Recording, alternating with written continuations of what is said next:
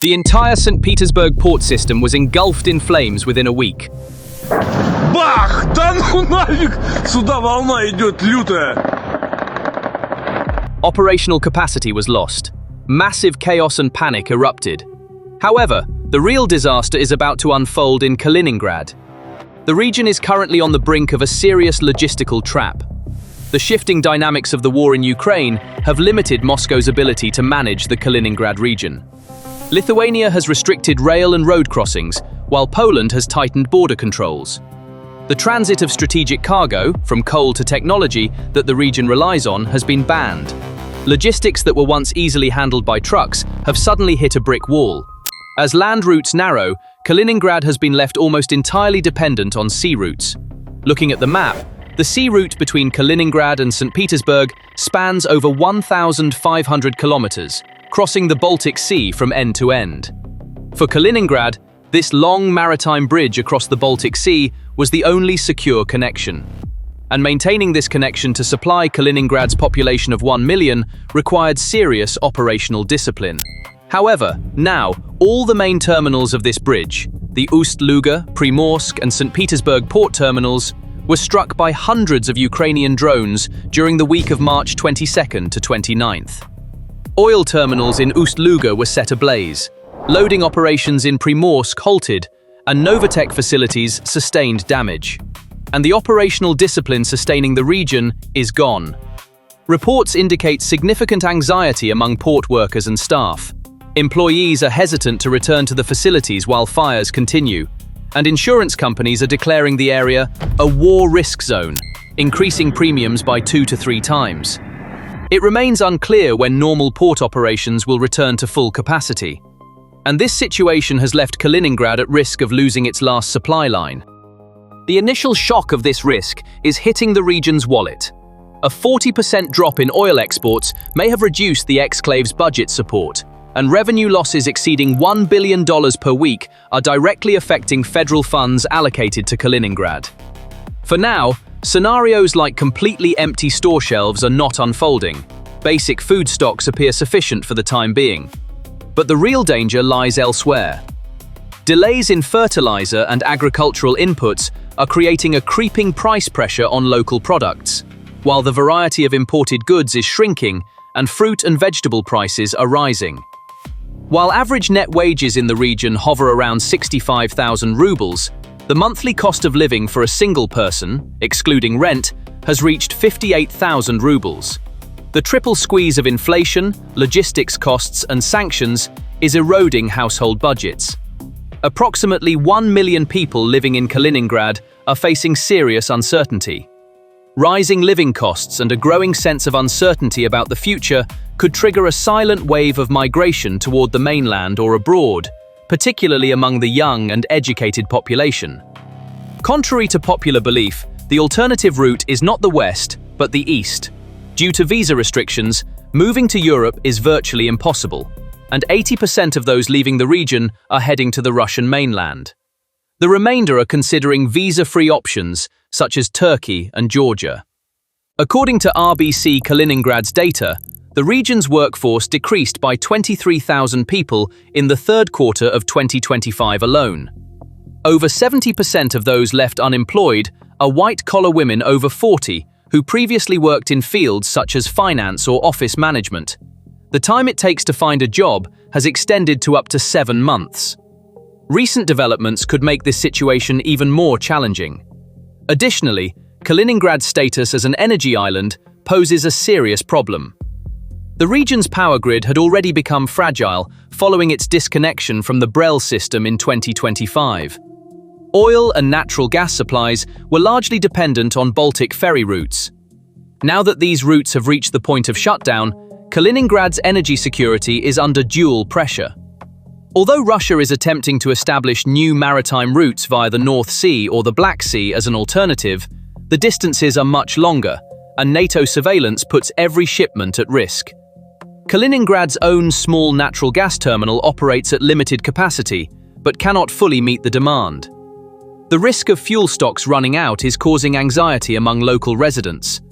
This energy vulnerability is turning Kaliningrad into a vulnerable point for Russia. This squeeze on civilian life also has a military dimension, and the situation could become even more alarming for the Kremlin. Disruptions to ferry services are complicating the transfer of ammunition, fuel, and personnel. As Kaliningrad's logistical isolation deepens, the region's military deterrence is diminishing. Russia had been using Kaliningrad as the main hub for its access denial and area denial strategy in the Baltic. Iskander missiles, S-400 batteries, and the Baltic fleet operated from here. These systems severely restricted NATO's operational freedom in the Baltic. But when supply lines are disrupted, the operational lifespan of these systems is limited. Even if missiles are fired, replacements cannot arrive, and even if radars are operational, spare parts may not be available under current constraints. Although the Russian Ministry of Defense has increased air resupply, capacity remains limited, and the drone threat in St. Petersburg is also putting pressure on the air bridge. The Kaliningrad garrison may be forced to shift to a defense-oriented posture, which weakens Russia's access denial strategy in the Baltic region. Although the Kremlin plans to deploy additional troops to the region, logistical delays appear to have set these plans back. NATO, however, has seized on this weakness to intensify its Baltic exercises. The military deterrence of the exclave is being questioned to this extent for the first time. It has intensified its exercises in Lithuania and Poland. The Suwalki corridor, the 65-kilometer-long narrow passage between Poland and Lithuania, has always been considered NATO's most vulnerable point. Russia had the capacity to cut off the Baltic states from the rest of NATO by squeezing this corridor from Kaliningrad and Belarus, and this scenario has been a nightmare for NATO planners for years. Now, with Kaliningrad's potential weakening, this equation may be shifting. The threatening party is also under threat.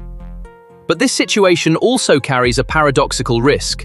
A cornered Russia may be more likely to resort to provocative moves in Suwalki, because the possibility of forcibly opening a land route to resupply Kaliningrad may be under discussion in Moscow. Moldova did something brutal to shut down Putin's last Europe bridge, and Russia can no longer stop it, because Moldova hit hard.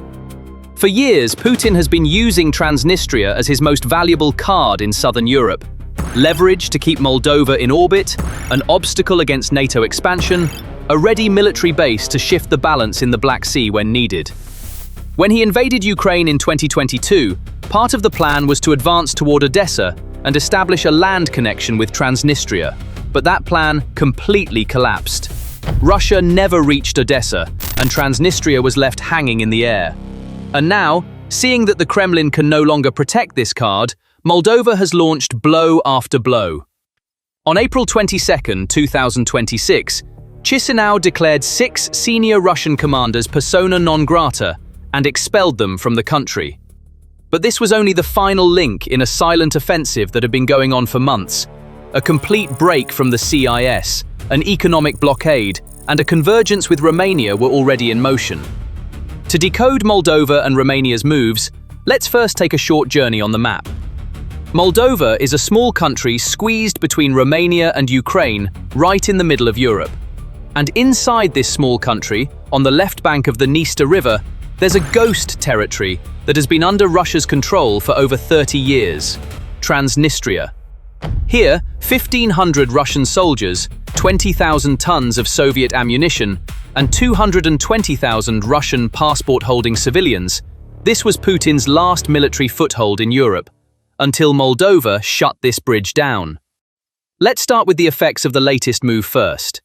The military obstacle that came on April 22nd will manifest itself on the ground as an operational blow.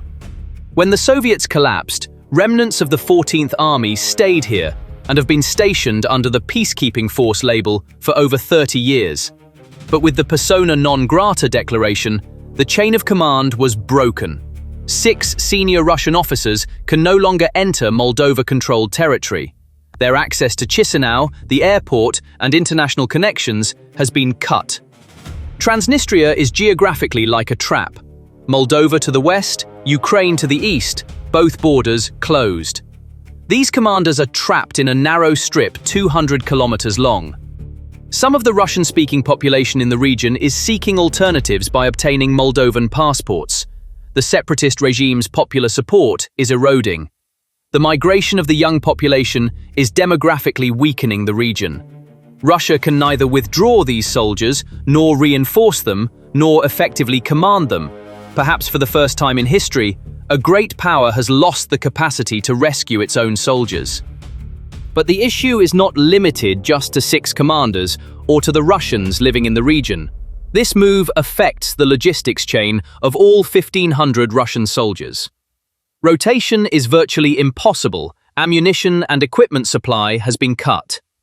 The 20,000 tons of explosives at Kobasna, Europe's largest unmonitored weapons depot, poses increasing security risk for the entire region as it goes unmaintained.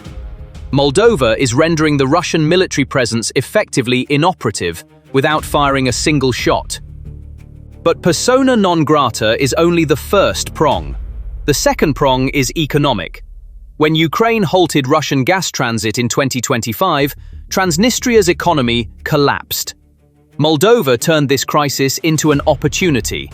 It applied customs regulations nationwide, removed the privileged trade status, and started making the region dependent on its own economy. The third prong is political. Parliament approved withdrawal from the CIS on April 2nd. Sandu signed the decrees on April 6th. CIS membership provided legal basis for Russia's peacekeeping force narrative. That basis is now being removed. The 30-year-old 5+2 negotiation format was also declared dead. In practice, it was a tool Russia used to freeze the status quo. Chisinau is no longer playing this game. Another dimension of Moldova's strategy of distancing from Russia is the deepening convergence with Romania. And this convergence is no longer just rhetoric, it's advancing with concrete steps. President Sandu said in January 2026 that, if there's a referendum, I would vote for unification with Romania. Prime Minister Munteanu went a step further in Bucharest in April. Citizens on both sides of the Prut realize we are very close to unification. Unification is becoming an increasingly realistic prospect. The March survey showed 44% yes. With diaspora votes, this figure could reach 55 to 58%. But official policy is still EU integration first. Unification is being discussed as an alternative scenario, and in practice, the two countries are already acting almost like a single state.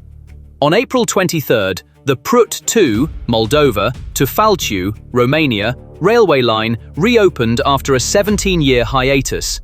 Not just a train line, but the re-establishment of the physical connection between two countries.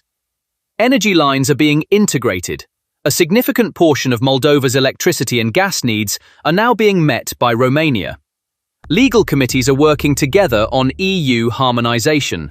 Harmonization of laws, regulations and standards is already underway. Romania is Moldova's largest trade partner and energy supplier. Unification hasn't officially happened, but it has effectively begun. Romania's side is cautious but supportive. President Nicolae Dan said, "We're not there yet." But Prime Minister Bolojan stated he would vote yes as a citizen. Unification support in Romania is 56%. And when Moldova's 44% and Romania's 56% are evaluated together, it's clear that unification is no longer just a nostalgic dream. I don't think I'm commenting on an operation that the Americans decided on with the Israelis alone. They can then complain that they aren't being helped in this operation, which they decided on alone. It's not our operation. While the world was watching the Iran war, Macron quietly executed a historic operation. Over 6 months, through 26 separate transactions, France liquidated its last 129 tons of gold from US vaults. Old bars were sold in New York at record prices, replaced with new ones purchased in the European market. No noise, no diplomatic crisis, not even physical transport. And as a result, all 2,437 tons of France's gold reserves, down to the very last bar, are now entirely in Paris for the first time since the 1920s. But to grasp the true weight of this move, you first need to understand one thing. When a NATO ally pulls its gold from the US, it's not just moving metal, It's the oldest and heaviest declaration that the foundation of an alliance has been shaken. Macron did this silently without anyone noticing, despite Trump. And it's not just France. Germany is preparing for this as well. First and foremost, we need to clearly understand what this operation entails, because what follows has the potential to shake up the entire European and global balance of power. Gold is the oldest and most tangible measure of trust between nations. Wherever a country keeps its gold, it considers that country safe. If it keeps it in its own vaults, it means it trusts in its own strength. If it keeps it in another country's vaults, it means it believes its relationship with that country is unshakable. And if it withdraws its gold, that is the clearest declaration that trust has ended. For over a century, France had kept part of its gold in the United States. Since World War II, Europe's major central banks have entrusted their gold to the famous vault of the Federal Reserve Bank of New York in Manhattan, in exchange for security, liquidity, and the American guarantee. This arrangement went unquestioned for decades, until Charles de Gaulle came along. Between 1963 and 1966, de Gaulle withdrew a large portion of France's gold reserves from the US. In 1966, he withdrew from NATO's military command structure. Washington called this a betrayal. Paris called it sovereignty. Exactly 60 years later, Macron opened the same playbook, but played a much more refined version. But to understand Macron's move, one must first see the context that drove him, and at the center of that context is Trump. Trump's second term sent shockwaves through Europe. But this was no ordinary political tension. It was a historic turning point where the very foundations of the transatlantic security architecture built since World War II were called into question. At first, there were threats of tariffs and trade war rhetoric, but it quickly escalated to a much deeper level. Defense Secretary Pete Hegseth, or as Trump preferred to call him, the War Secretary, openly declared that the US no longer had a primary interest in Europe's security.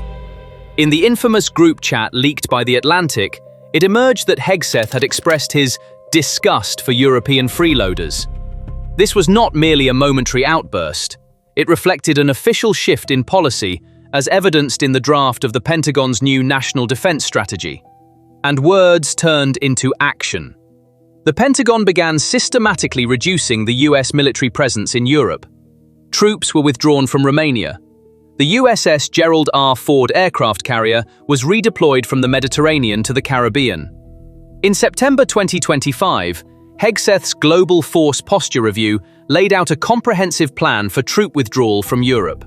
Congress sounded the alarm and included a provision in the 2026 National Defense Authorization Act prohibiting the number of US troops in Europe from falling below 76,000. The figure itself speaks volumes. The very fact that such a number had to be set indicates that the Pentagon had planned to go far below that level. However, the truly devastating aspect of the withdrawal lies not so much in the numbers as in the functions. The Ramstein base in Germany is not just an air base, it is the headquarters of EUCOM, which coordinates all of NATO's operations in Europe. Every US military operation in Europe, every logistics operation, and every intelligence coordination effort is managed from this headquarters.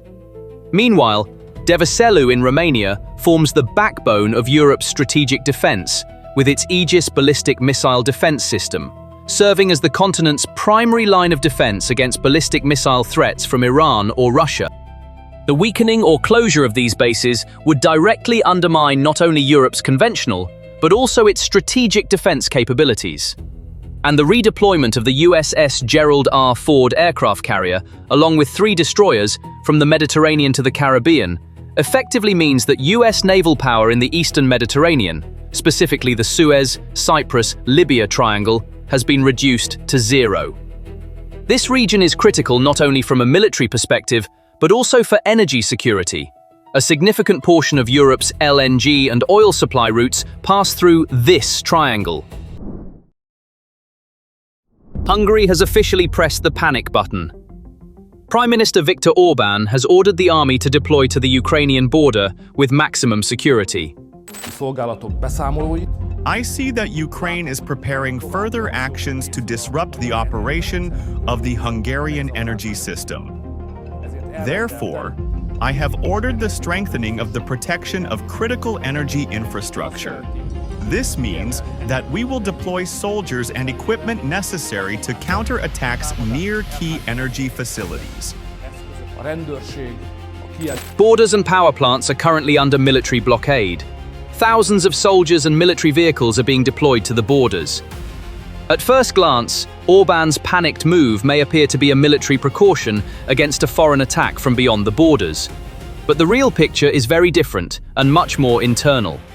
This military activity is less about a looming enemy and more about an effort to protect against a massive wave of public anger about to erupt. Because Hungary is facing a massive fuel crisis.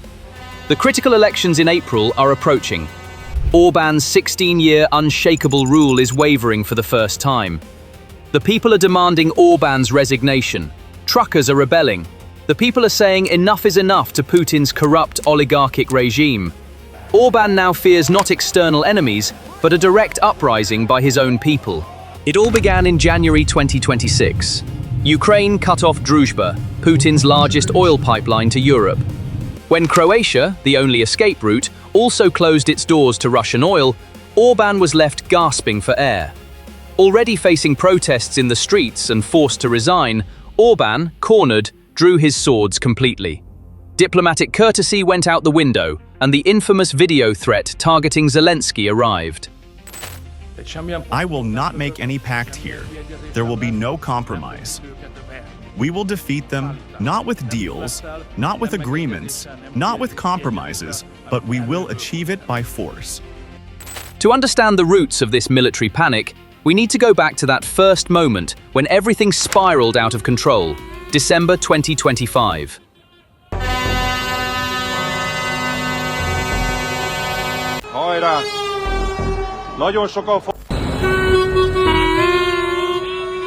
A huge wave of protests is rising in Hungary.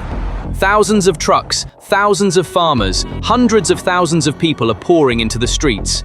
They all share one common problem: Orbán, Putin, and the corrupt oligarchic regime. On December 22nd and 23rd, thousands of angry truck drivers protesting against Viktor Orbán's regime turned the most critical logistics route into a pile of metal. This convoy, stretching for miles on the M3 motorway, is not just a simple strike. It is an organized logistics revolt that has opened a gaping hole in Europe's supply chain. The government's devastating toll hikes, disguised as infrastructure fees, were the last straw for Hungarian hauliers. Thousands of people behind the wheel effectively paralyzed the capital by turning off their engines. The sound of horns echoing through the streets of Budapest is the most concrete proof that Orbán's promise of stability has been crushed by his own workers. The epicenter of the incident is the M3 highway, which runs from northeastern Hungary to the capital and is the backbone of European transit traffic. The point where the protest began is not just a road, but also a strategic corridor that allows goods from Ukraine, Romania, and Slovakia to flow to Western Europe. On the morning of December 22nd, drivers organized under the Több mint kamionos, more than truckers, movement blocked this strategic route with their massive vehicles, effectively shutting down Budapest's northern entrance. According to Utinform data, this congestion not only affected the M3, but also paralyzed the M0 ring road, the main distribution network around the capital. The Silas rest areas and connecting roads were filled to capacity with immobile trucks. Drone footage clearly shows that the outer lane of the highway was completely occupied by trucks, while traffic in the other lanes came to a standstill due to this bottleneck. So, what was the technical reason behind this logistical army? Here we see the new toll regulations that the government tried to implement quietly, but which caused panic in the sector. The package announced at the end of November envisaged an exorbitant increase of over 50% in tolls on main roads. This rate was well above inflation and would have completely wiped out the sector's profit margins. In response to the backlash, the government made a tactical retreat, announcing that it would reduce the increase from 50% to 35% and postpone the full ban until March 2026. However, this step back did not calm the anger. Rather, it deepened the crisis of confidence. This is because industry representatives saw that the government had reached this compromise behind closed doors, only with large logistics giants close to it, such as Vyborg, which is allegedly linked to Orban's son-in-law. Small hauliers realized they were not at the table, and that the system was deliberately manipulated to allow the big fish to swallow the small ones. The Hungarian people were already breathing fire. This economic upheaval triggers an even greater political earthquake in the streets. The Hungarian people are already quite angry and tense as they wait. Now, a much bigger crisis than December 2025 is looming, and calls for Orban's resignation had already begun much earlier. Viktor Orban, Moscow's most loyal ally in Europe, is facing the biggest nightmare of his political career. On December 14th, Hungarian streets went viral worldwide on social media. Hundreds of thousands of people poured into the streets with torches in their hands. These torches were not a show of love, rather were lit to burn down the Orban regime. Hundreds of thousands of people in Budapest demanded an end to impunity and the resignation of Viktor Orban, a collaborator with Russia. The parliament building was surrounded by tens of thousands of people, led by the opposition leader. As the opposition leader Magyar shouted that everything was over, tens of thousands of people called for Orban's resignation in a single voice. This was the voice of an entire country saying, "Enough is enough." Ruin and chaos were coming for the order established by Putin and his elite rulers. Just last week before, Russian influence in Bulgaria was shattered by a quiet but deep political earthquake. Now, it is not the aftershocks of that earthquake, but its main wave that has struck Hungary. These are not just ordinary protests or simple internal political issues. This is a strategic breaking point, where the Kremlin's last seat at the European table has been overturned. Orban's government is wobbling. By the end of February 2026, Orban had gone mad. And he didn't stop at the threats we mentioned earlier, because a huge, freedom-loving crowd was pushing him to resign. Orban claimed that Kiev and Brussels were behind this energy crisis. I was quite sure there would be some dirty tricks. Now they are making us that prototype we have only talked about until now. What happens if Ukraine, working together with Brussels, cuts Hungary off from cheap Russian oil and gas? What happens then? And he deployed his most ruthless weapon, financial blackmail. I think the Ukrainians have money to pay their bills until April. After April, a very serious financial bottleneck will arise there. If they start, the Ukrainians will have money. If they don't start, they won't have money. Orban was threatening a war-torn country with the EU's coffers. But diplomatic blackmail and tough rhetoric are not enough to fill the empty tanks at the refineries.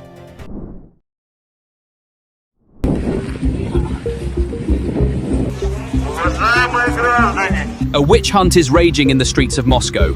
Now every car is suspicious, every parking spot a potential crime scene, every shadow a threat. Moscow police and the FSB are busy chasing a ghost they cannot catch in the back streets. Tell me, do you have mobile internet? It's not working. What do you think about it? How do you feel about it? There's a military situation in country. Moscow is plunging into darkness amid fears of a coup. The danger for Putin is no longer at the door. The danger is now in the corridors. The VCHKO GPU Telegram channel, known to have insider access to Russia's security services, has made a shocking claim. The internet outages in Moscow have little to do with security. They have far more to do with Putin's belief that one of his oldest allies is plotting against him. That name is Sergei Shoigu, Russia's former defense minister and secretary of the Security Council. Now, this is going to be a controversial topic, and I don't care if YouTube doesn't promote it. I'm going to expose the truth anyways. Controversial topics like this one end up getting suppressed by the algorithm, except when you force the algorithm to promote it by clicking on the like button. Thank you. The man who served as Putin's right-hand man for decades vacationed in Siberia and sat side by side with him at state ceremonies. So how did Shoigu suddenly become the #1 threat? The answer lies in the fact that within the Kremlin's cold walls, loyalty is a commodity with an expiration date. Remember, let's go back to May 2024. Putin suddenly struck and removed Shoigu from his post as defense minister, because the so-called special military operation that Putin launched by declaring, "We'll take Kiev in a few days," had turned into an endless quagmire. and Shoigu was the primary voice that convinced Putin this impossible goal could be achieved.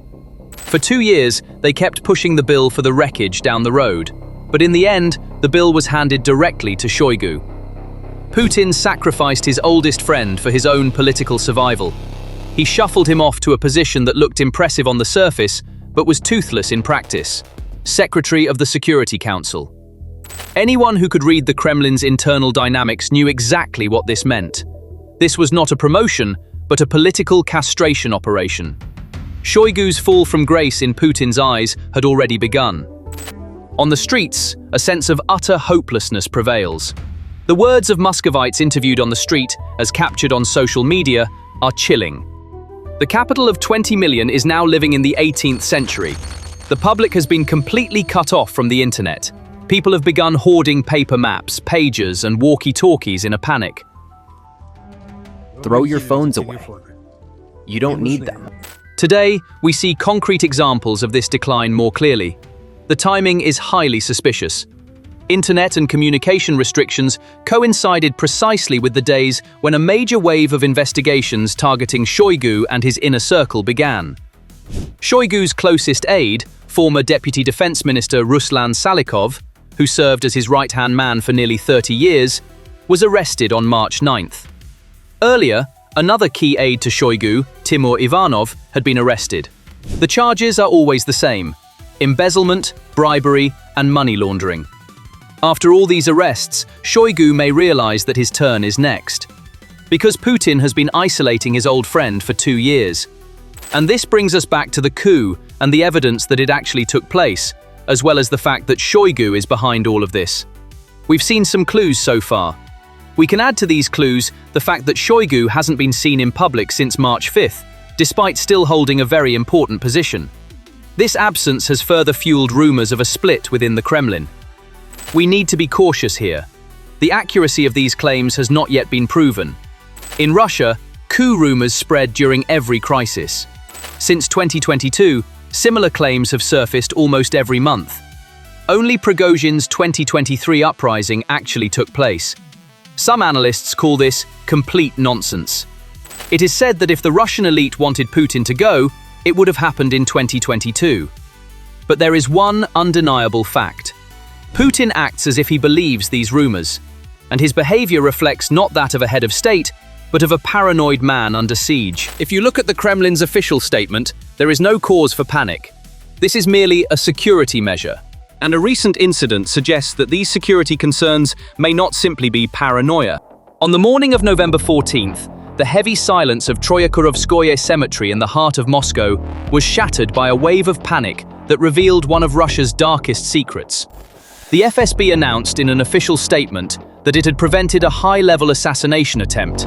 The target was Sergei Shoigu, Russia's Security Council secretary, once Putin's right-hand man and closest vacation companion. Official channels and the FSB rushed to blame Ukraine for the attack and attempted to close the case.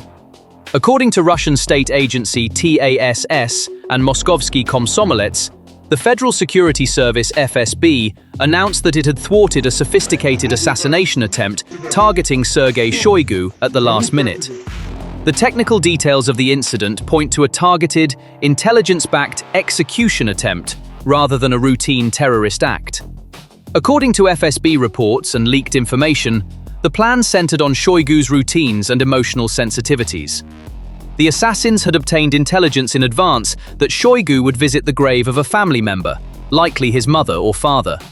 This is an extremely private detail that would be difficult to obtain without an inside source. The saboteur's method was classic, an innocent-looking flower vase left at the grave.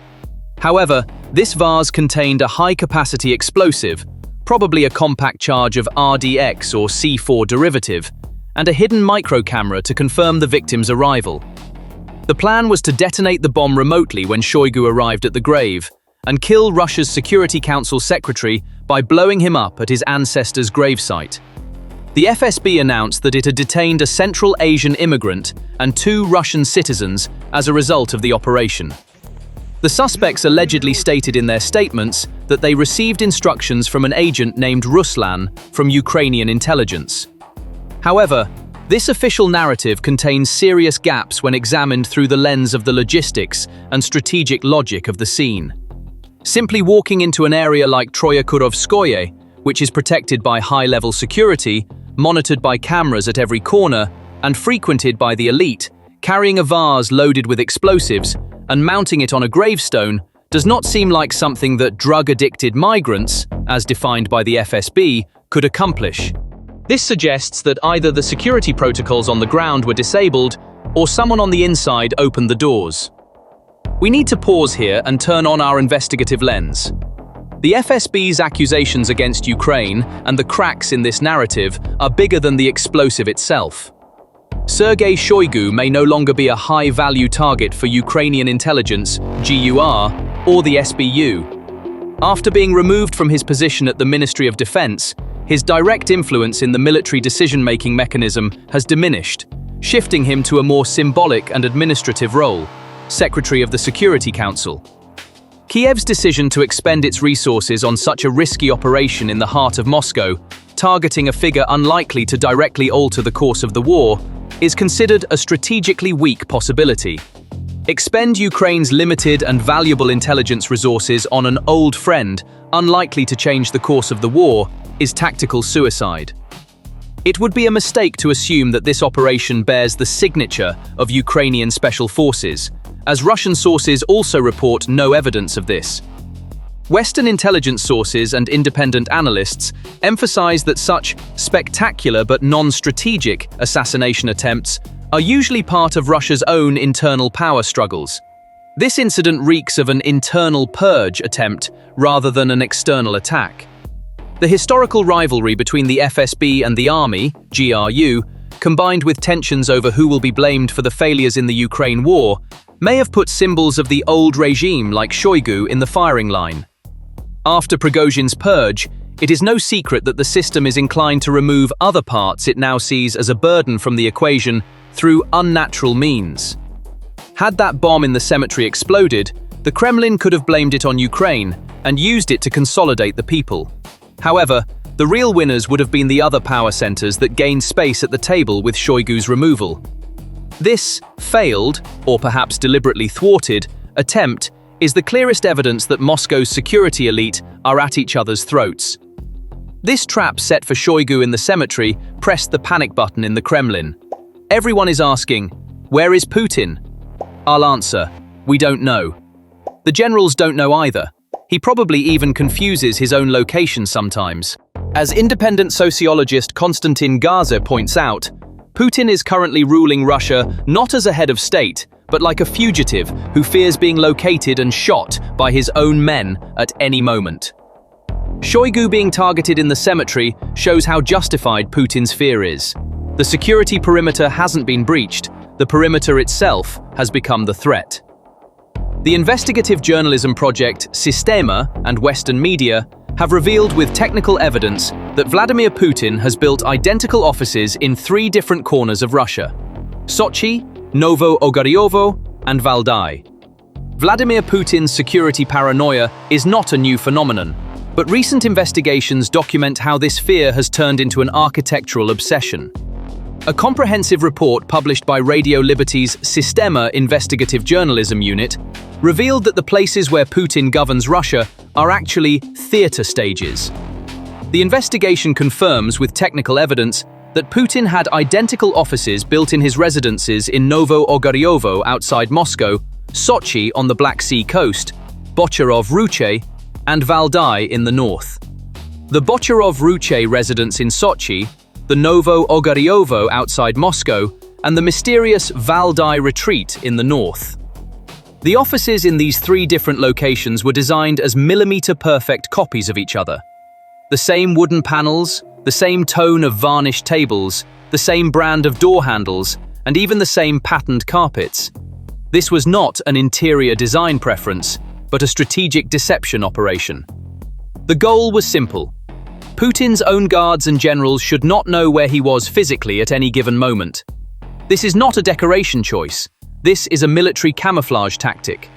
Everything is copied, from the pattern of the wallpaper to the color of the parquet flooring to the arrangement of those famous special communication phones, Kremlevka, on the desk. Why? Because when Putin appears on television or receives a general, he doesn't want assassins to know his physical location. You think he's in Moscow, at the Kremlin, doing his job. But he could actually be 400 kilometers away from Moscow, in his forest hideout in Valdai. According to information leaked to Western media and confirmed by Fox News, Putin sometimes gives the impression that he is in Moscow while actually sunbathing in Sochi, and sometimes he is believed to be in St. Petersburg while hiding in his shelter in the Valdai forests, under the shadow of Pantsir S-1 air defense systems. Why? Because he feared that what was done to Shoigu in the cemetery would be done to him in his bedroom. The vase bomb targeting Shoigu was the missing piece, explaining why Putin used those absurd tables stretching for miles, why he held video conferences even with his most loyal men, and why he cloned his offices. The security ring around Moscow wasn't just breached, it was shattered. Western analysts and independent sources note that Putin has barely set foot in the Kremlin, especially since Ukraine's long-range drone attacks began and these internal assassination attempts increased. This was not a head of state security protocol. It was the construction of a paranoid architecture, fearing his own shadow and viewing everyone around him as a potential assassin. The Kremlin's lights were on, but no one was home. Russia was being run by a ghost from a video editing room. Who is slowing down Telegram? What are you doing, you idiots? People are raising money for SMO through Telegram. Apparently, Ukrainian drones were using cell towers for navigation, and that's the reason for the outage. State Duma Deputy Svintsov even went so far as to claim, in front of the cameras, that the lack of mobile internet isn't a major problem. Citing concerns for public safety, he suggested, "Of course, we need to remember the things we forgot, for example, like a local telephone network. In other words, many people still have their phones at home, and so we're actually coming round to the idea that we need to go back using office phones, not just mobile, but also fixed line connections." But experts' assessments are quite different. Critics say this is actually a test of a whitelist system, and a critical detail confirms this. During the outage, only devices pre-approved by the Kremlin and added to the whitelist could access the internet. In other words, while the Kremlin kept communication open for those it trusts, it plunged everyone else into darkness. In the State Duma, it is explicitly stated that Telegram will not work even with a VPN. And Telegram will also slow down for you, even through a VPN. And that's it. The Russian government is accelerating preparations for that doomsday scenario, aimed at completely shutting down the internet. Footage from the streets of Moscow also confirms the government's scenario. According to footage leaked to the Western media, pickup trucks armed with machine guns and soldiers are patrolling near the Kremlin. Along the walls, Federal Protective Service officers are standing guard, masked and heavily armed. So, all these assassination attempts, these escape plans, this paranoia, is this just our interpretation? No. We are not the only ones who see the magnitude of the danger. Even those considered the brains of the Kremlin are saying the same thing. Alexander Karachev, one of the most important strategists in Vladimir Putin's domestic policy bloc, issued a chilling warning in a report he prepared that was leaked recently. The report explicitly states that Russia is facing the risk of a civil war and social fragmentation. Karachev's warning is not a routine bureaucratic note. It is an admission that the regime's nerves are on edge. The report uses phrases such as loss of internal unity, ethnic and religious tensions, and intergenerational conflict to emphasize that Russia has reached a breaking point similar to that before the 1917 revolution or the chaotic collapse of the 1990s.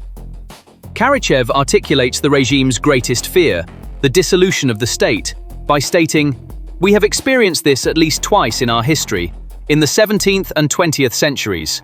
Who can say it won't happen again?" This sociological warning is grounded in concrete economic realities. Contrary to the embellished face of official figures, the Russian economy is sliding into structural bankruptcy in the fourth year of the war. Inflation is eating away at the purchasing power of the people like a rodent, while rising food prices, especially for basic products such as butter and eggs, are triggering civil unrest. Corporate bankruptcies and mass layoffs are now emerging not only as a result of sanctions, but also as a consequence of the depletion of human resources on the front lines. The death or injury of over 1 million Russian men in the war has created an irreplaceable gap in the labor market. As the public sees Putin hiding in bunkers, elites like Shoigu trying to bomb each other, and their own children dying at the front, the Great Russia narrative is giving way to a survival instinct. This social ground makes the conflict among the elites even more dangerous. If there is no unity above, chaos below is inevitable. What does Karachev see? He sees the assassination attempt on Shoigu. He sees the power vacuum created by Putin hiding in the twin offices. He sees that the elites are now preparing for the post-Putin era and have begun to eliminate each other. When the bomb at Shoigu's cemetery is combined with the warning in Karachev's report, the picture becomes clear. The system in Russia is being shaken not by external pressure, but by internal decay. To understand the anatomy of this crisis, we need to examine how the power pyramid in Moscow is cracking and how the pieces are shifting. The assassination attempt on Sergei Shoigu is not an isolated incident, but a noisy manifestation of the ongoing, silent war between the FSB, Federal Security Service, and the Army, Ministry of Defense, GRU. This conflict is the most dangerous game of strategic chess in Russia's modern history, and it may now be approaching its endgame. The weakness of the claim of a Ukrainian trace behind the cemetery plot can be read as the FSB's tactic of masking its own internal operations, maskirovka. If the FSB really did prevent this attack, it could be a staged play designed to send Shoigu the message, "We saved you, your life is in our hands." Or conversely, if the attack was planned by a clique within the FSB and was exposed by another unit, or due to incompetence, this would demonstrate divisions within the security services. Either scenario proves that Putin's vertical power structure is no longer functioning and that horizontal conflicts are spiraling out of control. In this process, Putin's position seems to have shifted from that of an arbitrator to that of a spectator. His retreat to his twin offices suggests that his capacity to manage these conflicts has diminished, or that he is afraid to choose sides. When the elites sense that the Tsar is weakening, they set out to secure their own justice and security.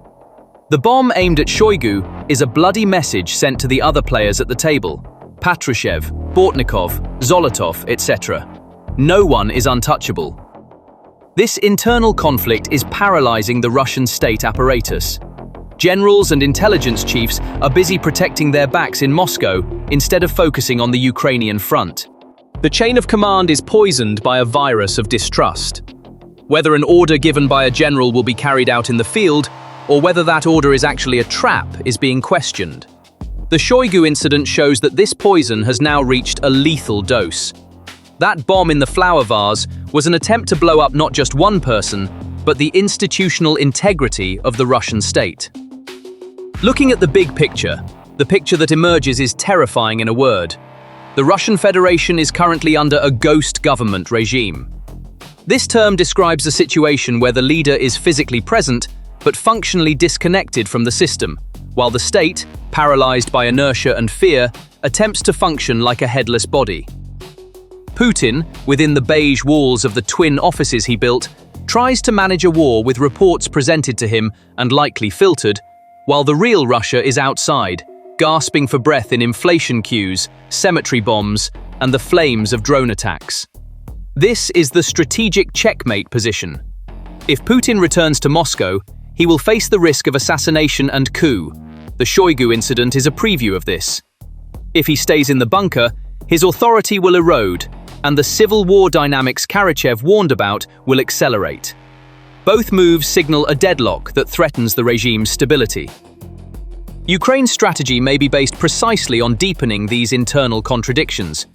Every drone attack on Moscow pushes Putin a little further into the bunker. As Putin retreats into the bunker, the elites are left adrift and turn on each other. This is a strategy of collapsing the enemy from within without firing a single shot. This scenario also spells the end of the strong leader image Putin has built over more than 20 years. The people want to see their leader on stage, in the square, at the forefront in times of crisis. Yet the Russian people now only see their leader in edited videos, shot in identical stage settings. As a result, the tanker piles off St. Petersburg, the losses on the front lines, or the economic crisis. All are side effects of this great void at the heart of the Kremlin. Vladimir Putin may be trying to save his life by fleeing Moscow, but he has left his power, his reputation, and Russia's state dignity behind in those shelters. History is full of stories about kings who abandoned their palaces, and none of these stories ended happily. The Kremlin is now empty. And in politics, emptiness is always filled in the most brutal way. The game is over. We are just watching the pieces fall. The crisis in Kaliningrad is not an isolated incident. It could affect the entire balance of power in the Baltic Sea. First and foremost, the energy markets. Ust-Luga and Primorsk were Russia's main oil export gateways in the northwest. 1.7 to 2 million barrels of oil and petroleum products were shipped from there daily. Putin's shadow fleet revenues took a heavy blow as 40% of exports were temporarily halted. A weekly revenue loss exceeding $1 billion could negatively impact ammunition production, military personnel salaries, and logistics on the Ukrainian front. At a time when Russia is already trying to capitalize on the chaos in global energy markets caused by the Iran conflict to drive up oil prices, the closure of its own export gateway creates an ironic situation. Moreover, Russia's entire northwestern military infrastructure is also being affected. The situation is critical for the Baltic fleet and naval operations. The St. Petersburg port complex served as the main supply hub for Russia's naval forces in the Baltic. Fuel, spare parts, ammunition, and personnel rotations for warships were largely coordinated through these ports. The ports being out of commission for weeks may have slowed down fleet operations. But the damage isn't limited to the ports. On March 26th, Ukrainian drones struck the Karishi refinery. This is not just a loss of exports. Disruptions in diesel and aviation fuel production directly impact the fuel supply for Russian military units. And perhaps the most symbolic strike. On March 25th, the Purga patrol icebreaker, which was in dry dock at the Vyborg Shipyard, was targeted. The Purga is no ordinary ship. It is a hybrid military platform equipped with artillery and capable of carrying Caliber or Uran missile containers. It was being prepared for the Russian Federal Security Service's Coast Guard. The construction and repair of ships of this class take years. The decommissioning of the Purga in dry dock is seen as a direct blow to Russia's ambitions to control its Arctic and Baltic borders. Russia's naval dominance in the Baltic had already been severely eroded by NATO's expansion wave. Sweden and Finland's accession to the alliance, Sweden's military build-up on the island of Gotland, and Finland's 1,340-kilometer border with Russia have effectively turned the Baltic into a NATO lake. According to the Ukrainian Ministry of Defense, the Baltic region has ceased to be a safe haven for Russia and has become a high-risk zone. With the addition of the port crisis, Russia is being pushed into increasingly shallow waters in this lake. The Arctic dimension is less discussed, but perhaps the most critical area strategically. The Kola Peninsula is the hub of Russia's nuclear arsenal and the Northern Fleet. 32 warships and more than 33 active submarines are stationed here. The Northern Fleet also forms the maritime component of Russia's strategic nuclear deterrent. Bore-class ballistic missile submarines operate from here. While the supply chain for this massive structure largely runs through Murmansk, the ports of St. Petersburg are a critical part of the overall logistics network. Spare parts, electronic components, transfers of specialized personnel, and ship repair materials were coordinated through St. Petersburg. But the real strategic focus lies in the icebreaker production line. Russia's nuclear icebreakers are built at the Baltic Shipyard in St. Petersburg. In November 2025, Putin personally laid the keel for the new nuclear icebreaker named Stalingrad at this shipyard. Russia currently has 7 nuclear icebreakers, and 4 more are under construction at this shipyard. Drone attacks threatening shipyards in the St. Petersburg region directly put Russia's icebreaker production line at risk. At a time when the US has only 1 icebreaker, Russia's fleet of 48 icebreakers represents a significant strategic advantage. but the production hub for this advantage is now within drone range. In terms of ground forces, Russia's position in the Arctic had already weakened. Elite Arctic units, such as the 81st Arctic Motorized Rifle Brigade, were deployed to the Ukrainian front and suffered heavy losses. According to a USNI analysis, Russia's Arctic ground force advantage is fundamentally eroded. Rebuilding these units will take years, and with the addition of the St. Petersburg logistics crisis, the supply chain in the Arctic may also be under pressure. Historically, the Northern Fleet could receive reinforcements from the Baltic Fleet via inland waterways. Small warships and missile corvettes were transferred to the Northern Fleet via these channels. But the chaos in the St. Petersburg region may also be putting pressure on this inland waterway reinforcement capacity. While ships in the Baltic are preoccupied with their own issues, there is no longer the luxury of sending reinforcements to the Arctic. On the energy front, Russia had planned to shift its export terminals to the Arctic as a strategic move against the security constraints of the Baltic and Black Seas. LNG and crude oil shipments via the Northern Sea route were central to this plan. However, the strike on the Novatek terminal in the Baltic ports and the general logistical disruptions slowing down the supply chain for Arctic projects are calling this strategy into question. Both the Baltic and Arctic legs of Russia's energy exports are under pressure simultaneously. This double squeeze is seriously challenging Moscow's alternative route strategy. Kaliningrad was a power projection base. Now it risks becoming a logistical burden.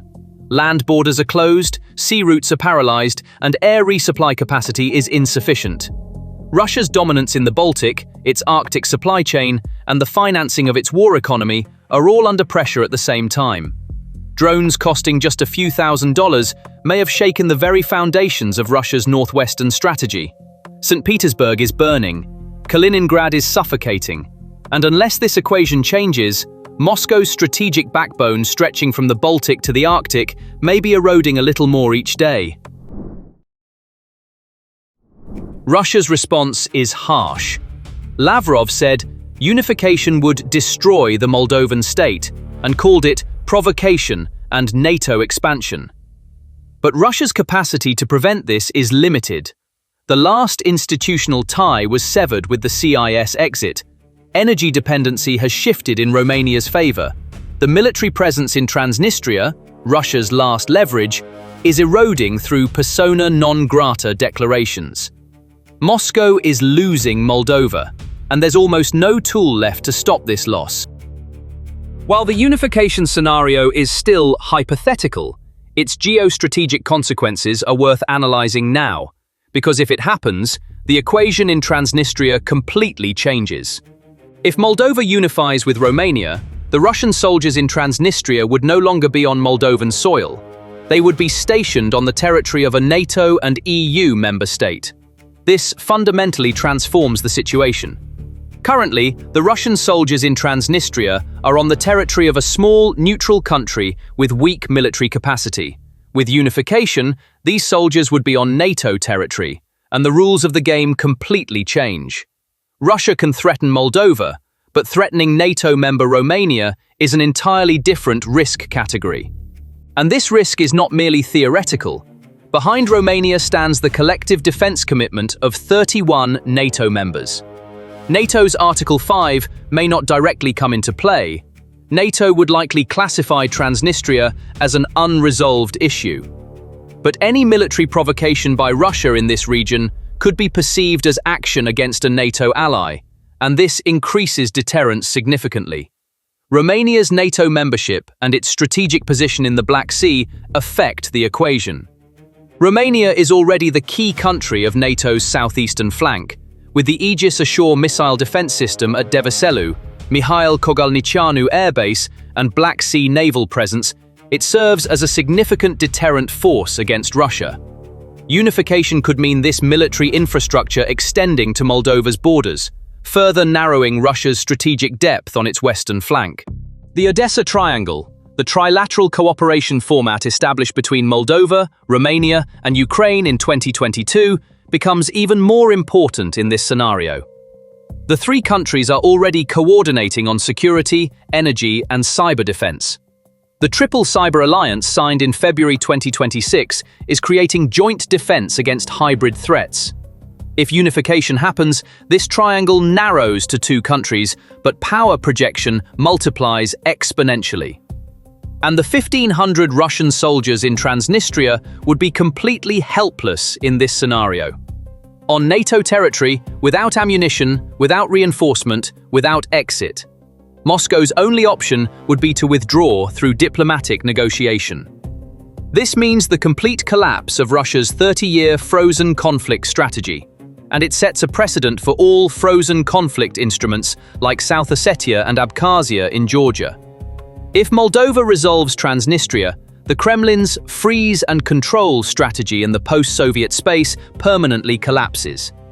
It's certain that all these developments are resonating in the Kremlin, because Russian Security Council Secretary Shoigu's statement on April 21st is the voice of panic. Shoigu compared the situation in Transnistria to post-2014 Donbass. He accused Moldova of establishing a blockade, restricting freedom of movement, and arbitrarily depriving people of citizenship. He said, over 220,000 Russian citizens live in Transnistria, and their security is under threat. And he added the key sentence, Russia will take all necessary steps and use all available methods to protect them if needed. This rhetoric is a deliberate choice and a historical pattern. In 2014, Russia used the safety of Russian citizens rhetoric before annexing Crimea. The proxy war in Donbass also started with the same justification. First, threatened Russians rhetoric, then volunteers and weapons transfers, then de facto occupation. Shoigu is now applying the same template to Transnistria. Phrases like blockade, movement restrictions, deprivation of citizenship deliberately repeat the Donbass pattern. The Kremlin didn't choose this language by accident. This is a crisis escalation signal. But is there enough power behind the signal? That's the real question. When we analyze Putin's options on Transnistria, the picture is bleak from the Kremlin's perspective. Military intervention is effectively impossible. Diplomatic pressure is ineffective, because Moldova is no longer in the CIS and Russia's institutional tools are exhausted. Economic pressure is limited, because Moldova's energy dependency has shifted to Romania. And most importantly, unlike Iran, Russia has no military threat it can use against Moldova, because there's a country it's fighting with in between. But there's a massive difference between 2014 and 2026. Russia's military intervention capacity. Reaching the region by land is impossible. Ukraine is in between, and Ukraine is in active war with Russia. In the first weeks of the 2022 war, Russia tried to establish a land connection with Transnistria by advancing toward Odessa. This plan completely failed. Russia never reached Odessa, and now the front lines are hundreds of kilometers away from Transnistria. Even if Ukraine doesn't win the war, it's enough that it prevents Russia from reaching Transnistria. And to remove this obstacle, Russia would need to make a massive advance on the southern front, which is a scenario no military analyst currently foresees. Sending reinforcements by air requires getting past Ukraine's air defenses. Ukraine's Patriot, NASAMS and Iris-T systems turn such an operation into a suicide mission. And flying Russia's large transport aircraft, IL-76s, through Ukrainian airspace means sending an invitation to shoot them down. Access by sea is ruled out from the start because Moldova has no coastline, and besides, Russia's Black Sea fleet has already taken serious damage from Ukraine's maritime drones and Neptune missiles. So Russia cannot even reinforce its own soldiers. Launching a new military operation is effectively impossible. Ukraine is a constant in this equation. Russia would need to either completely defeat Ukraine or control all of Ukraine's airspace to reach Transnistria, and neither is currently possible. The headline of Euromaidan Press's analysis summarizes the situation. Shoigu threatened, but available methods are limited because Ukraine is in the way. And this helplessness also reveals the Kremlin's strategic dead end. Putin has used Transnistria for years as a tool for pressuring Europe, leverage against NATO expansion, a tool for keeping Moldova in its orbit, a card for influencing the balance in the Black Sea. But now this card is slipping from his hand. The military presence in Transnistria has gone from being a pressure tool to becoming a burden. 1,500 soldiers that can't be fed, reinforced, or commanded are no longer Russia's power projection, but a symbol of Russia's weakness. And Shoigu's resort to Donbass rhetoric is a sign that the Kremlin doesn't want to acknowledge this weakness, but also has no alternative plan. Military intervention seems impossible, but this doesn't mean Russia can do nothing. The Kremlin still has a toolbox it can use. It just doesn't have tanks and aircraft in it. Hybrid threats are the main tools in this box. Disinformation campaigns, fake news operations to undermine Moldova's EU process, attempts to frame the Sandu government as a Western puppet. Cyber attacks, targeting Moldova's infrastructure, energy grid, and government systems. And the most dangerous, provocations inside Transnistria, false flag operations, inciting ethnic tensions, or creating attack on Russian citizens scenarios. In the first days of the 2022 Ukraine invasion, Russia tried exactly these kinds of provocations in Transnistria. Claims of attacks on Tiraspol's security ministry, claims of drone fire on the Kubazna ammunition depot, sabotage scenarios targeting radio towers.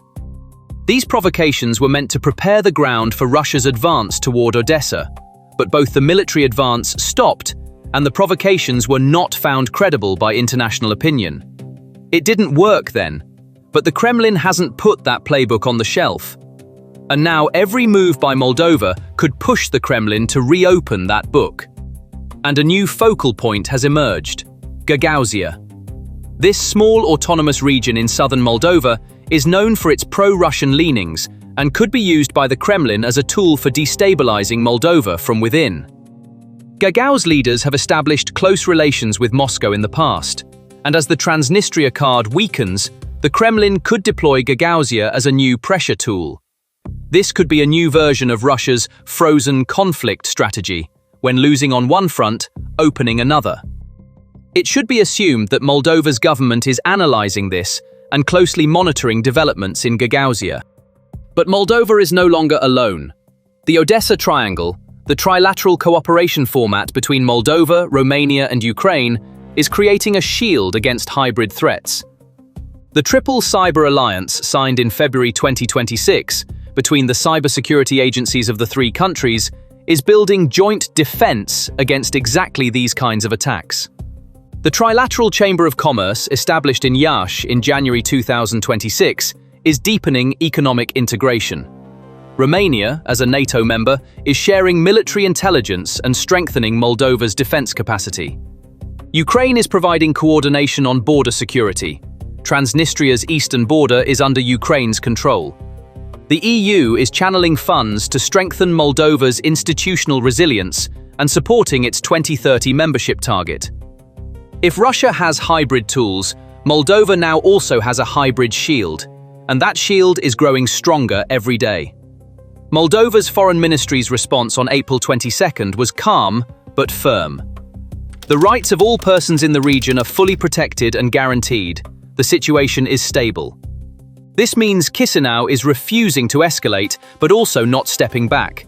And this balance is Moldova's most powerful weapon. What Moldova is doing is quiet, but calculated. Without firing a single shot, it's trying to resolve one of Europe's oldest frozen conflicts. In 2014, the Kremlin had the capacity. It annexed Crimea within weeks.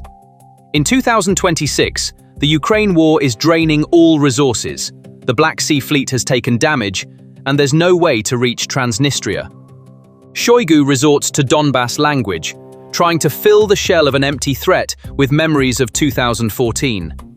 With a population of less than 4 million, with military power at a virtually non-existent level, a state that cornered Russia with the right strategy, the right timing, and the right allies. Persona non grata, customs regulations, KIS decrees, not weapons of war, but their results can be as effective as a military operation.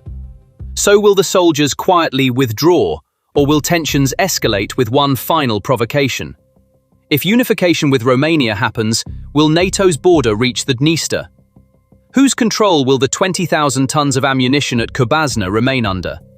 This is the process that will determine the future of Russia's entire freeze and control strategy. And if Moldova removes this model, a domino effect could begin. What do you think about this? Share your thoughts in the comments.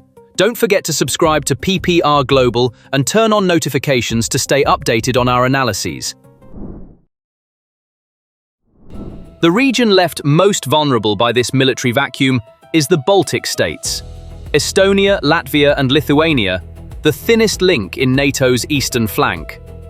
The US presence in this region is numerically small, but has a significant deterrent effect. Its withdrawal could be interpreted as an open invitation to Russia. Poland recognized the threat early on and increased its defense spending to 4% of GDP, twice the NATO average. But it is strategically impossible for Poland to shoulder the defense of all of Eastern Europe on its own. And Greenland.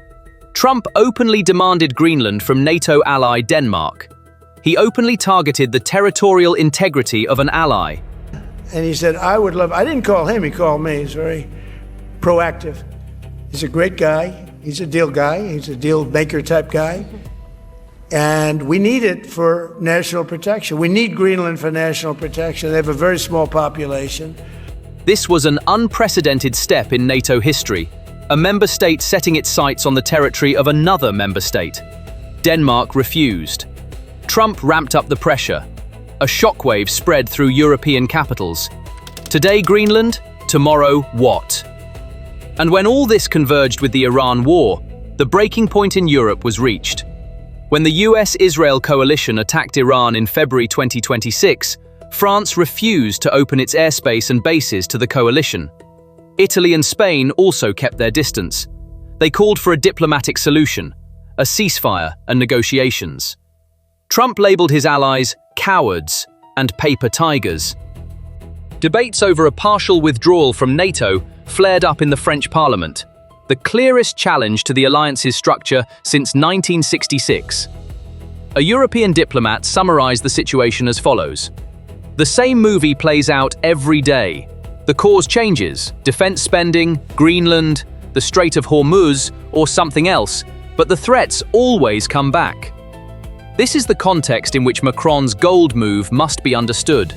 France has observed the US trend of withdrawing from Europe, its troop reduction plans, its claim on Greenland, the divisions over the Iran conflict, and the erosion of trust within NATO. And it has decided to shift its financial foundation away from American soil. The gold operation is not an isolated economic move. It is one of the most concrete, measurable steps toward Europe's evolution towards strategic autonomy. The doctrine Macron has championed for years, that Europe should manage its own defense, economy, and resources, is no longer theory, but practice. France's move did not come out of nowhere, and the ripple effect is being felt on multiple fronts. First wave, Germany. There are still 1,236 tons of gold in New York, 37% of its total reserves. The words of Michael Jaeger, president of the German Taxpayers Association, are clear. Trump is unpredictable. He'll do anything to make money. Germany's gold is no longer safe in the Fed's vaults. The Bundesbank tried to withdraw 300 tons from New York in 2013. It took 5 years. France completed the transfer of 129 tons in 6 months, without any physical transport. The question in the German public is inevitable. If France can do it, why can't we? But Germany's situation is structurally very different from France's. It's not just a matter of scale, it's a matter of the depth of dependence. Germany is dependent on Ramstein, EUCOM, the nuclear umbrella, and the Aegis Shield. All of these dependencies are under US control. France, on the other hand, possesses an independent nuclear deterrent. It withdrew from NATO's military command in 1966, returned in 2009, but has always kept one foot outside. Behind Macron's ability to make this move lies France's structural independence. Germany does not enjoy the same luxury. If Berlin were to pull its weight, the retaliation from Washington could be far harsher. Second wave, De-dollarization. France's gold move is part of a broader global trend. Central banks purchased record amounts of gold in 2025. China, Russia, India, and Turkey have been divesting from US Treasury bonds and accumulating gold for years. BRICS countries are establishing dollar-free trade mechanisms. Until now, non-Western countries have led this trend. But when a NATO ally, Europe's second-largest economy, takes a concrete step in the same direction, de-dollarization is no longer just the East's project. The message is no longer coming from Moscow or Beijing, it's coming from Paris. This signals a long-term threat to the dollar's status as the global reserve currency. Third wave, Europe's military restructuring. Gold is just the beginning. EU defense spending reached a record high in 2025. Germany alone established a €100 billion special defense fund. Poland is allocating 4% of its GDP to defense, twice the NATO average. The EU Commission allocated €1.5 billion for the European Defence Industry Programme. France and the UK have initiated dialogue on nuclear deterrence. All of these developments send the same message. Europe now aims to ensure its security without relying on the US. And the financial pillar of this goal, the most tangible measure of confidence, is keeping its gold in its own vaults. 129 tons, 26 transactions, 6 months, €13 billion in profit. And in the end, all 2,437 tons, down to the very last bar, are in Paris. De Gaulle did it with fanfare, Macron did it quietly. De Gaulle paid the price for it, Macron profited from it. There isn't a single French gold bar left in the New York Fed's vault, but Germany's and Italy's gold is still there. Trump is withdrawing troops from Europe, questioning NATO, and targeting allied territories. And Europe is responding quietly, by increasing defense budgets, building its own security architecture, and now shifting its financial foundation away from American soil. The gold move is the most concrete, measurable, and irreversible step in this response. In the short term, rhetoric in France-US relations will harden, but there will be no practical break. This relationship has always worked this way throughout history. In the long term, however, the era of Europe entrusting its security to Washington is coming to an end. France was the first country to walk out that door, and history shows that the first to leave is never the last to leave. The Druzhba pipeline used to meet nearly 65% to 86% of Hungary's total oil needs. That is a massive dependency rate. It is reported that the country is currently trying to salvage the situation by using its 90-day strategic reserves. If this crisis is not resolved diplomatically in the short term, the figures reflected at the pump could be frightening. There is talk that the price per litre of 95-octane gasoline could reach the 1,000 forint mark in a very short time. This potential explosion in energy prices will not only force people to turn off their cars, transportation costs will increase, and products on supermarket shelves will become more expensive. The already fragile economic growth could officially slide into a stagflation quagmire, and this is a wave that could close all bridges from agriculture to logistics. The result of this wave, as we saw in the waves of rebellion and protest we just showed, ends with Orbán's complete downfall and forced resignation. Now, while those political wounds have not yet healed, a massive fuel crisis and economic collapse scenario is looming. It is highly likely that masses who cannot pay their bills, fill their vehicles with fuel, or fill their shopping carts will initiate much more violent and widespread uprisings. The April 2026 elections have ceased to be a routine political contest for Viktor Orbán and his party, and have turned into a veritable struggle for survival. Data published by independent polling organizations shows that alarm bells are ringing for the ruling camp. 63% of voters believe the country has strayed from its course and is heading in the wrong direction. Even more striking is that the rising opposition Tisza party, led by Péter Magyar, has surpassed Orbán's party by a landslide in the polls. These figures prove that 16 years of uninterrupted rule have been fundamentally shaken.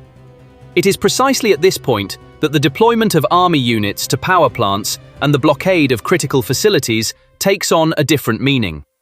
This military activity gives the impression of being a measure taken against civil anger, ready to explode internally, rather than to prevent a Ukrainian attack from across the border.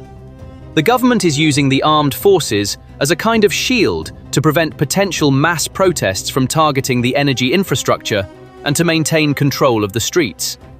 According to many political observers, this strategy reveals not the strength of the authority, but the deep fear and expectation of chaos surrounding the regime. As if regional crises were not enough for Orbán, global geopolitics also seems to be working against him.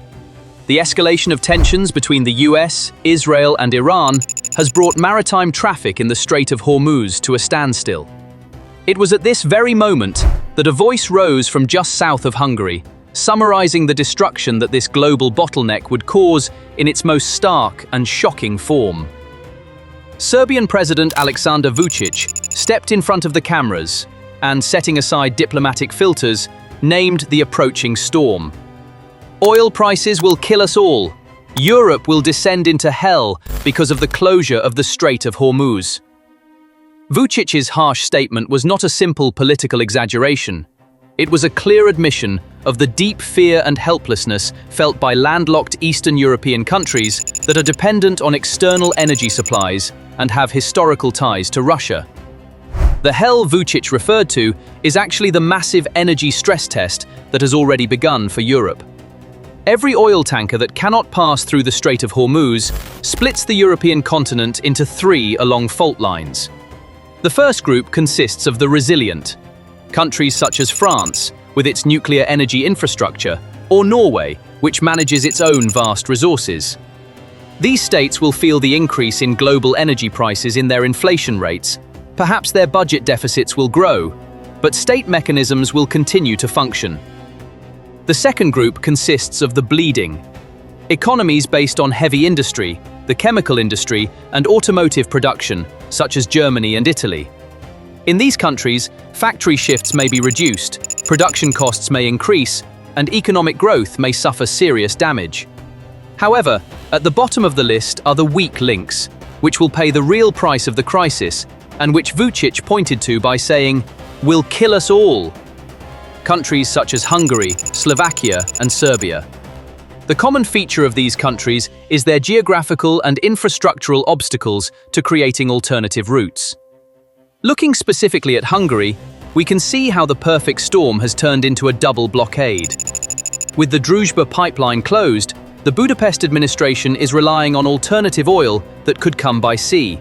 But since it has no coastline, it is trying to bring this oil into the country via Croatian ports.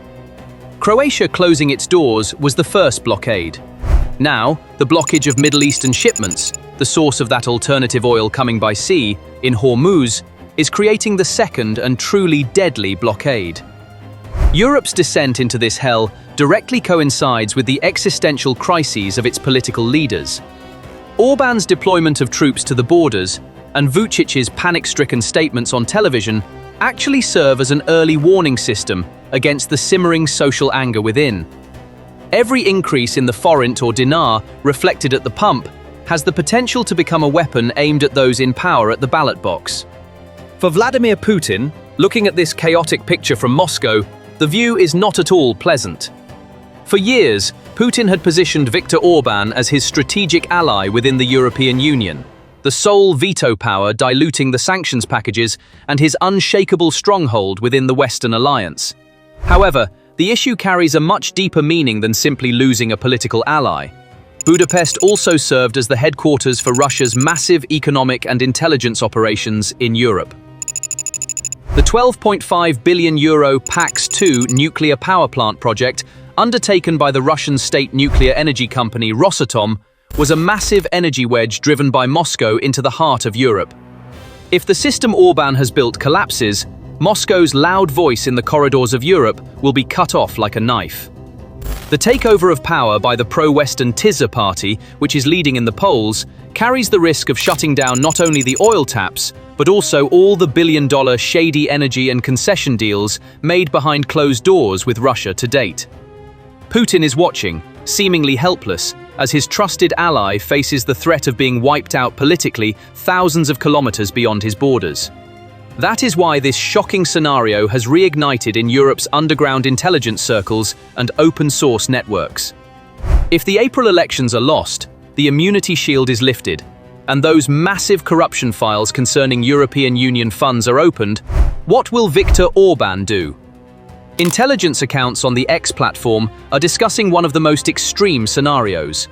Just like Ukraine's ousted leader Viktor Yanukovych, who was whisked away from Kiev in a midnight operation in 2014, there are strong whispers that Orbán is planning to flee to Moscow with transferred assets and private jets. The mere fact that the possibility of a European Union and NATO country leader fleeing to Russia in a crisis is being discussed shows how deeply the Kremlin has infiltrated the continent's political fault lines, but also how this network is cracking under panic. However, this Budapest-centered tremor is creating a massive wave of panic not only in Moscow's corridors, but also much further away, in Beijing. Because when Orbán falls, not just one, but two Trojan horses planted in the heart of the European Union will be eliminated.